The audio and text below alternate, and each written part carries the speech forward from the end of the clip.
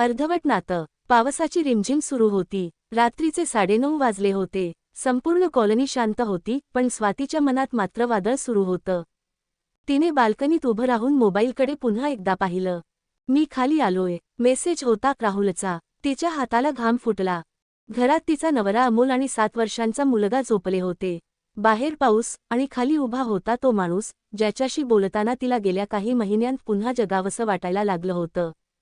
स्वातीने डोळे बंद केले. हे चुकीचं आहे, ती स्वतःशीच पुटपुटली. पण तरीही तिचे पाय दाराकडे वळले. स्वातीचं लग्न झालं होतं तेव्हा ती फक्त 22 वर्षांची होती. अमोल सरकारी नोकरीत होता. स्थिर, समजूतदार आणि जबाबदार. घरच्यांना मुलगा आवडला आणि लग्न ठरलं. सुरुवातीचे काही महिने खूप सुंदर गेले. फिरणं, सिनेमे, छोट्या छोट्या सरप्राईज, पण नंतर आयुष्य बदलत गेलं. अमोल कामात इतका व्यस्त झाला की त्याचं जग फक्त ऑफिस आणि जबाबदाऱ्या इतकंच उरलं. स्वाती बोलायची, तो फक्त हम्म म्हणायचा. ती सजायची, तो पाहायचाही नाही. तिच्या वाढदिवशी तो एकदा तर पूर्ण विसरूनच गेला. त्या रात्री स्वाती खूप रडली होती. पण दुसऱ्या दिवशी पुन्हा तीच रुटीन सुरू झाली. वर्ष गेली. एक दिवस फेसबुकवर तिला राहुलचा मेसेज आला. ओळखलंस का? कॉलेजमधला राहुल, ज्याच्यावर कधीकाळी तिचं गुपचूप प्रेम होतं. त्याच्याशी बोलताना तिला जुनं हसणं परत मिळालं. तो तिचं कौतुक करायचा, तिचं ऐकून घ्यायचा, तिच्या प्रत्येक छोट्या गोष्टीत इंटरेस्ट दाखवायचा. आणि हळूहळू स्वाती त्या बोलण्यात गुंतत गेली. त्या रात्री ती खाली गेली. राहुल कारमध्ये बसला होता. त्याने तिला पाहताच हलकसं हसलं. इतक्या पावसात आलीस? स्वातीने नजर चुकवली. माहीत नाही का आले. राहुलने तिच्याकडे पाहिलं. कारण तू आनंद शोधतेयस. त्या एका वाक्याने तिचं मन हललं. त्या रात्रीनंतर त्यांची भेट वाढत गेली. कॅफे, लॉंग ड्राईव्ह, तासनतास फोनवर बोलणं. स्वातीला वाटायला लागलं हीच खरी भावना आहे. पण प्रत्येक वेळी घरी परतल्यावर तिच्या मनात अपराधीपणाचं ओझं वाढायचं.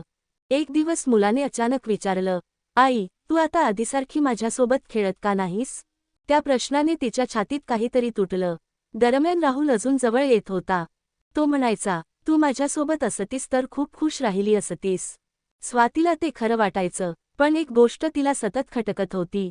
राहुल कधीच त्याच्या आयुष्याबद्दल जास्त बोलत नव्हता. एक दिवस तिने हट्टाने विचारलं, तुझ्या घरी कोण कोण असतं? राहुल काही सेकंद शांत राहिला. मग हसत म्हणाला, कोणी नाही खास. पण त्या उत्तरात काहीतरी लपलेलं होतं. एका दुपारी स्वाती राहुलला सरप्राईज द्यायला त्याच्या ऑफिसजवळ गेली. पण तिथे जे तिने पाहिलं, ते पाहून तिच्या पायाखालची जमीन सरकली. राहुल एका स्त्रीसोबत उभा होता.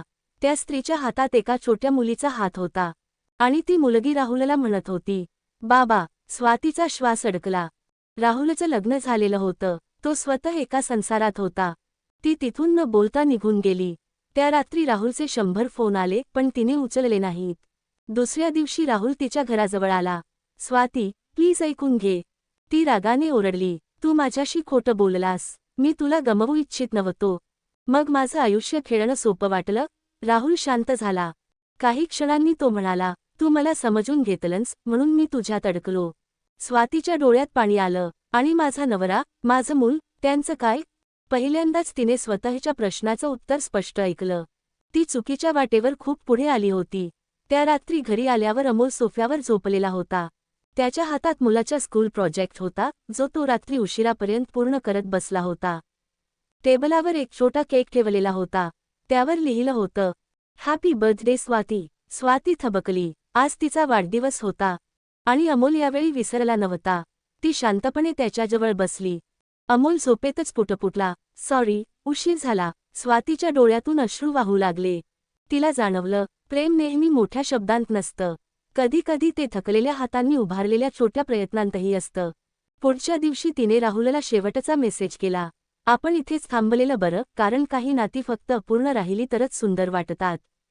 राहुलने रिप्लाय केला नाही. कदाचित त्याच्याकडे शब्द नव्हते. महिने गेले. स्वातीने हळूहळू स्वतःचं आयुष्य पुन्हा सांभाळायला सुरुवात केली. ती अमोलसोबत पुन्हा बोलू लागली. त्यांच्यातल्या दुराव्याबद्दल दोघांनीही शांतपणे चर्चा केली. एक दिवस अमोलने तिचा हात धरून विचारलं, आपण पुन्हा सुरुवात करू शकतो का? स्वाती हलकसं हसली, हो, पण यावेळी एकमेकांना हरवू न देता. खिडकीबाहेर पुन्हा पाऊस सुरू झाला होता. पण यावेळी तिच्या मनात वादळ नव्हतं. फक्त शांतता होती आणि एका अर्धवट नात्याने शिकवलेला मोठा धडा.